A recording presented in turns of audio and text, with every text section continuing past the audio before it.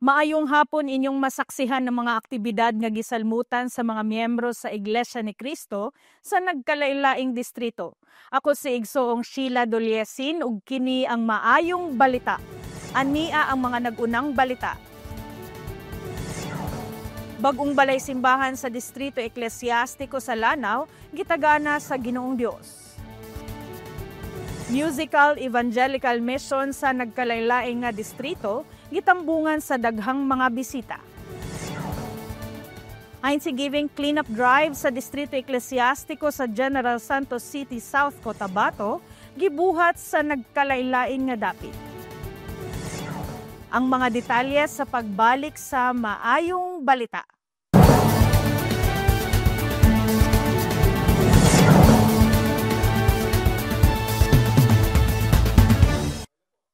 Ania ang mga balita. Gikalipay sa mga igsoon sa lokal sa Akmak Distrito Eklesyastiko sa Lanao ang pagbato nila og bag-ong balay simbahan. Ang mga detalye mahitungod sa pagtagana sa Ginoong Dios sa bag-ong balay simbahan, ihatod kanato ni Igsoong Farewell Tenorio. Usa ka moderno, maanindot ug mahimayaon nga balay simbahan ang gitagana sa Ginoong Dios dinhi sa Distrito Eklesyastiko sa Lanao. Ang bag-ong balay simbahan sa lokal sa Akmak. Layag ang kahidlaw sa mga igsoon na makatambong sa talagsaong okasyon. Kauban sab sa nitambong ang mga igsoon nga gikan sa nagkalain-lain nga lokal. Gipangunahan ni Igsoong Jerry Ablon, tagapangasiwa sa distrito, ang pagtuon sa mga pulong sa Dios. Gitudlo niya gikan sa Biblia ang kabililhon sa pag-ampo nga bisan unsa man ang mga pagsulay nga masinatian sa kinabuhi, angay modangop sa Ginoong Dios, labi na ang pag-ampo nga ginabuhat sa sulod sa balay simbahan. Nahinabi namo ang mga igsuon ug gibahin nila kanamo kun unsa ang ilang gibati nga karon aduna na sila'y bag-ong balay simbahan.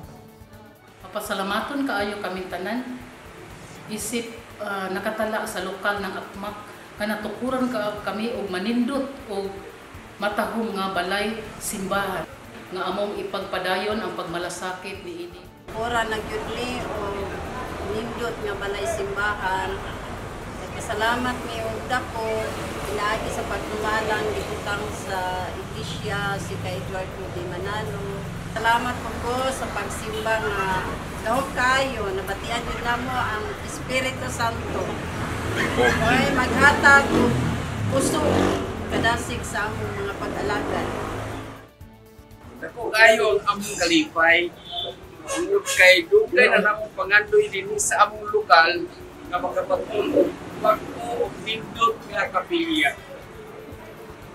O imlabuan nga mong kalipay sa pagkakaroon lawa. Amo ang pingat ang kapilya o magpadasigor kanunay sa mga pag-anagad o pagtuman sa katungdanan. Gibahin sab kanamo sa ministro sa ebanghelyo nga nakadistino sa lokal kun daw unsa kadasig ang mga igsuon dinhi. Sukad nga naibawan sa mga igsuon sa among lokal nga nakatagana ini nga tukuran ug maayo ug dakong balay simbahan. Nakita sa matag usa ang dakong kalipay. Mao nga kung unsa man ang panginahanglanon sa pagtukod niini, wala sila nagduwa-duwa sa pagtabang aron mapadali ang paghuman sa balay simbahan ug didto ipadayon ang mga pag-ampo, mga pag-alagad sa atong Ginoong Dios. Karon nga nahuman na o naitagana na sa atong Ginoong Dios ang balay simbahan, nga padayon namo ibuhaton ang pagpakadasig sa mga pag-alaga, mga pagdayon o pagsimba sa atong Ginoong Dios. Gikan dinhi sa Iligan City, kini si Igsoong Farewell Tenorio alang sa maayong balita. Sa Distrito Eklesyastiko gihapon sa Lanao, gipanapit sa mga igsoon sa lokal sa Akmak ang Evangelical Mission nga gibuhat sa ilang bag-ong balay simbahan. Si Igsoong Dennis Ann Raimundo ang magbalita. Gikalipay sa mga igsuon dinhi sa lokal sa Akmak ang pagpanapit og mga tawo nga mamati sa pagtuon sa mga pulong sa Dios sa gibuhat nga pamamahayag sa ilang lokal. Kini ang unang pamamahayag nga gibuhat sa among lokal dinhi sa bag-ong Balay Alampuanan. Tungod niini ang mga kaigsuonan namo sa among lokal mas labi pang nagpakadasig sa pagtabang sa pagpakaylap sa mga pulong sa atong Ginoong Dios. Kabaturan ni ana, wala sila'y puol sa pagpangdapit sa mga tao aron mamahimong bisita sa magabuhatong pamamahayag sa mga pulong sa atong Ginoong Dios. Gihid daw ang tanan mga membro nga maka-imbitar o mga bisita aron mahagi po namo ang among naibawan sa sulod sa Iglesia ni Cristo. Gipangunahan ni Igsuong John D. Juan, ministro sa Ebanghelyo ang himong Evangelical Mission. Tinaw niya nga gitudlo gikan sa Biblia ang kabililhon sa Iglesia ni Cristo aron mabatunan sa tawo ang kalungwasan pag-abot sa adlaw sa paghukom. Natagad sa mga bisita nga bugtong ang Biblia lamang ang pasikanan sa gibuhat nga pagtuon. Natagabsag nila ang kapsay ug katahom sa balay simbahan. Nagbunga og dugang inspirasyon sa mga igsuon ang pagpakikiusa nila sa aktibidad tungod kay daghan silang mga tawo nga naagni aron makapamati sa lunsay nga ebanghelyo nga gituuhan sa mga miyembro sa Iglesia ni Cristo. Ang akong naakay kay mga silingan ako unahan gamay sa mga balay para gusto po sila maluwas.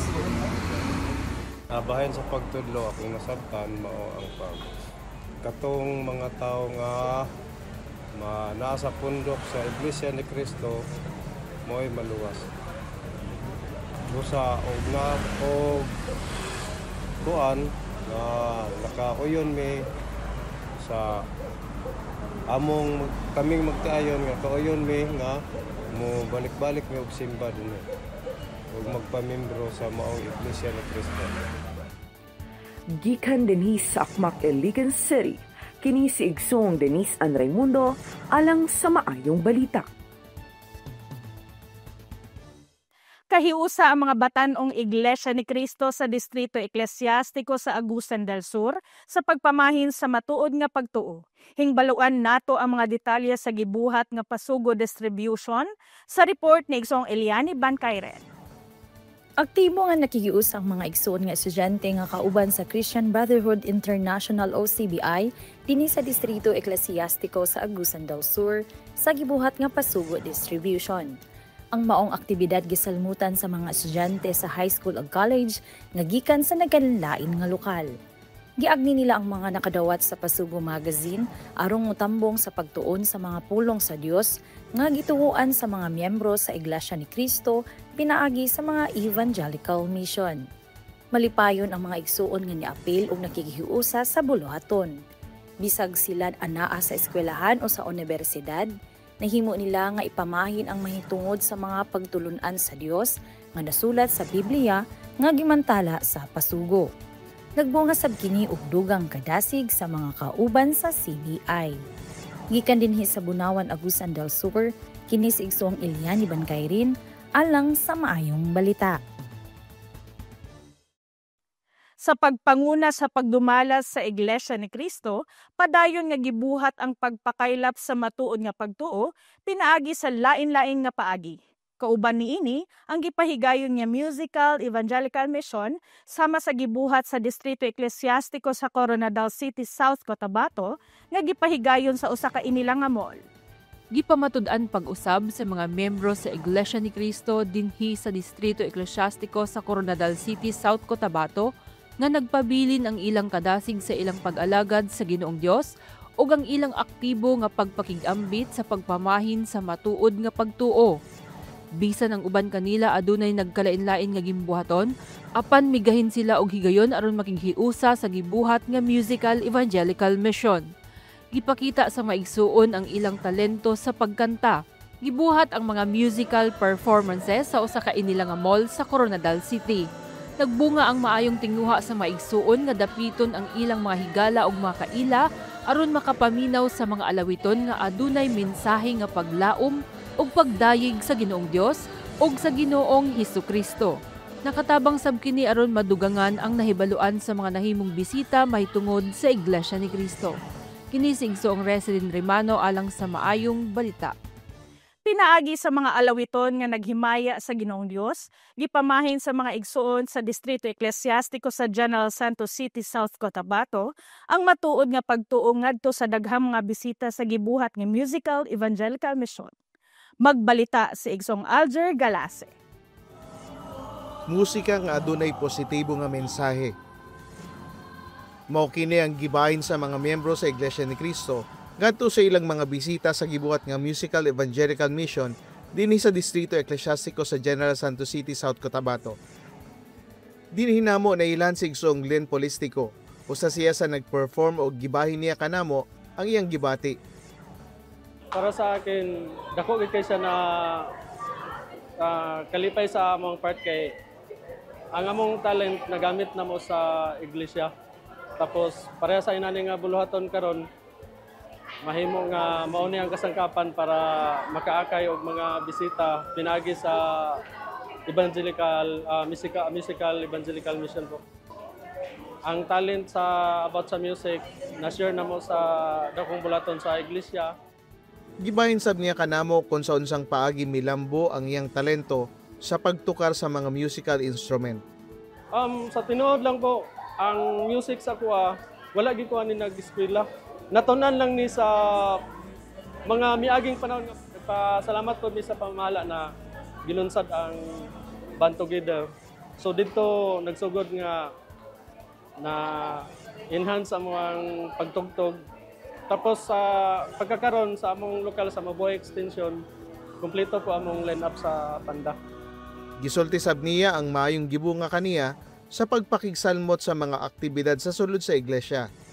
Ang isang nalambo sa mo ang banding, pareani.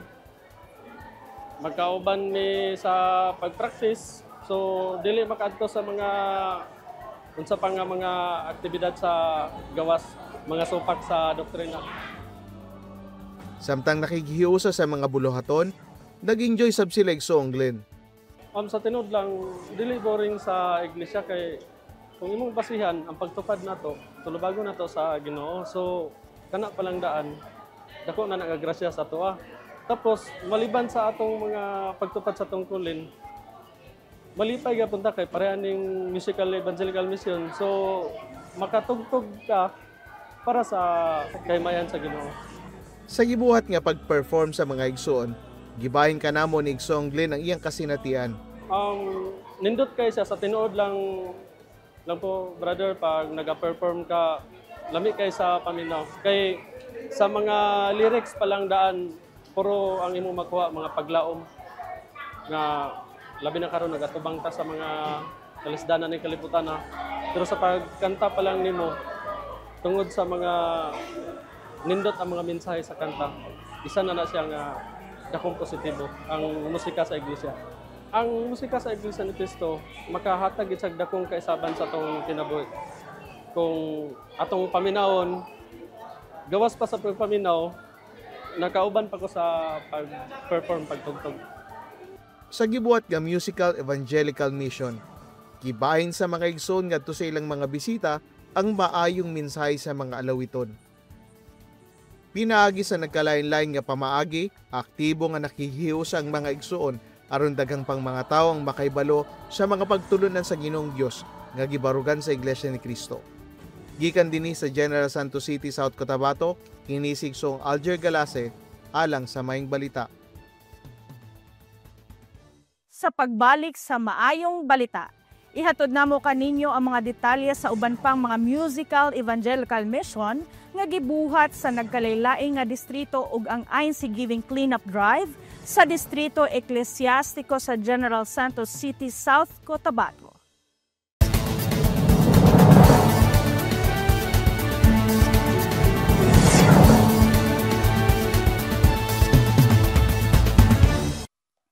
Padayon kamong nagtan-aw sa Maayong Balita.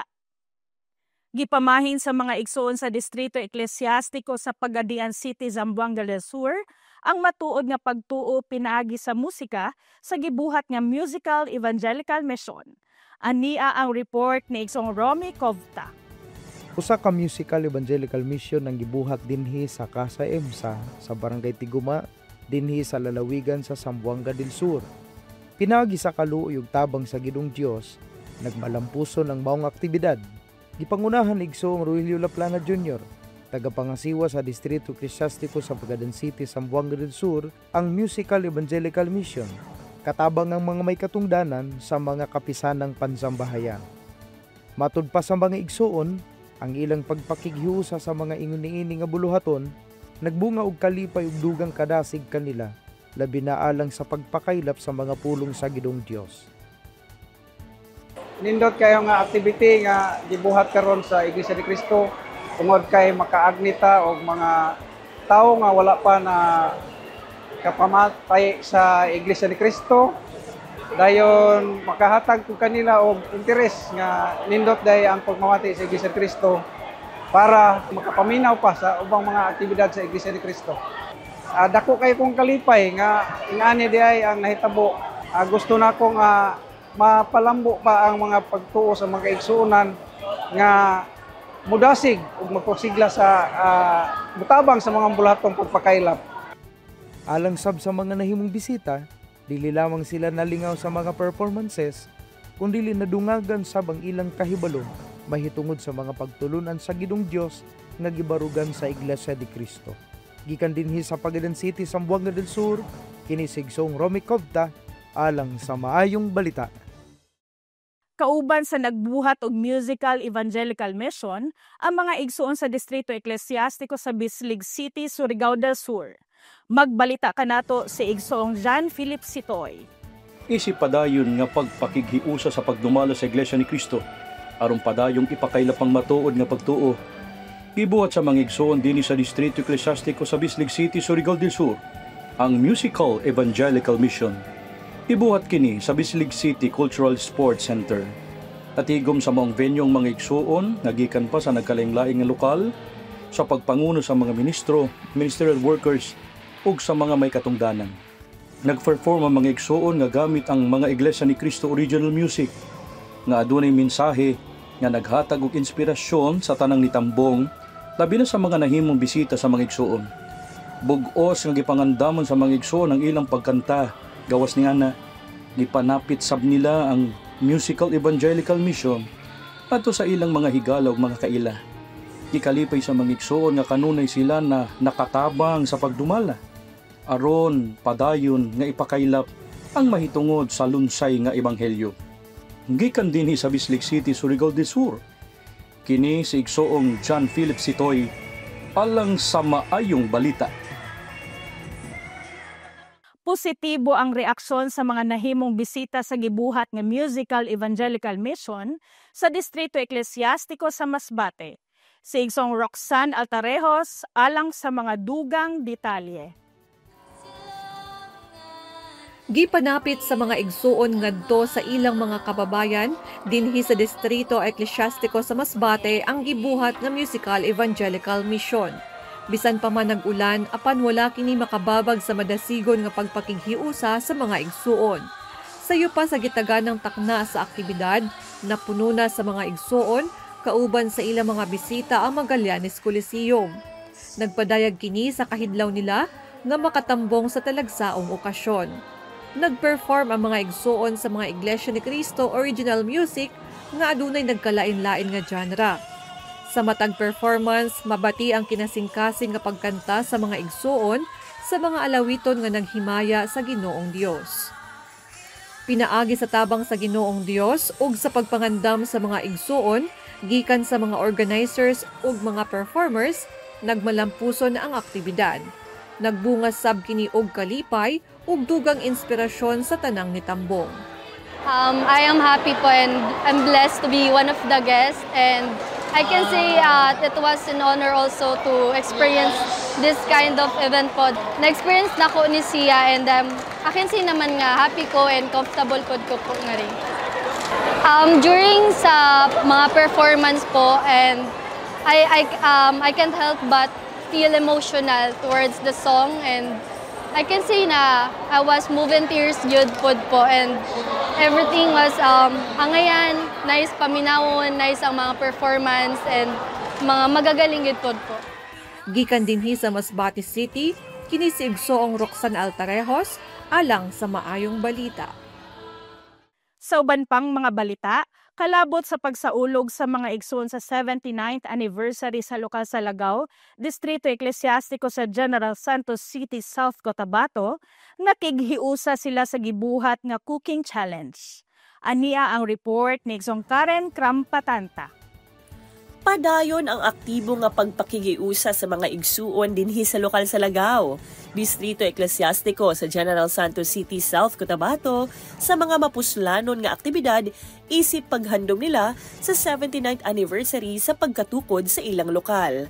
Gilangkuban kini sa fitness activity, cooking challenge ug table setting competition. Matag purok adunay representative nga anaa sa kapisanan sa Buklod, kadiwa ug binhi nga niapil sa aktibidad. Sa gihimong cooking challenge, gipakita sa mga igsuon ang ilang kamaayo sa pagluto sa nagkalain-lain nga recipe. Makita sab ang maayo nga presentation sa mga lami nga pagkaon.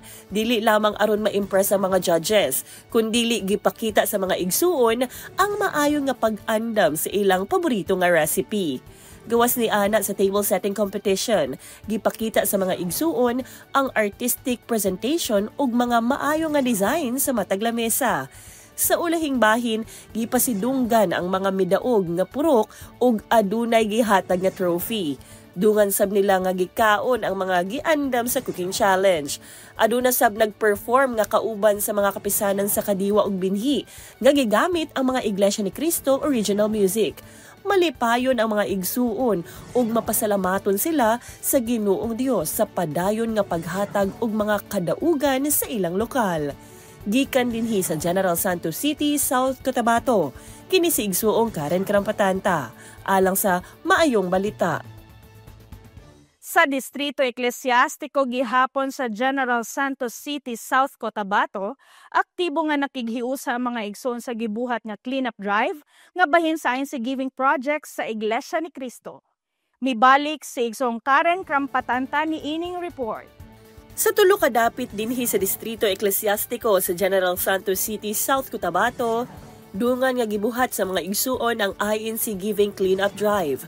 Gilangkuban kini sa lungsod sa Alabel, Malungon area ug Barangay Conel, na nag-uban-uban ang mga igsuon sa maong buluhaton sa pagpanguna sa mga may katungdanan sa mga kapisanang pansambahayan.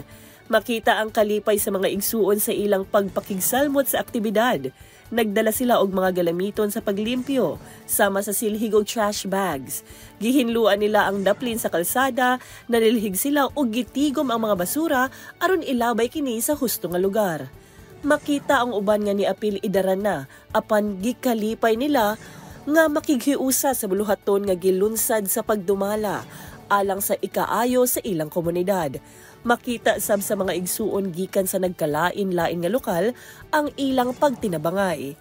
Pinaagi sa mga ingon niini nga aktibidad, labing nagbunga kini og kadasig sa mga igsuon nga ilang magamit sa padayon nga pag-alagad sa Ginoong Dios.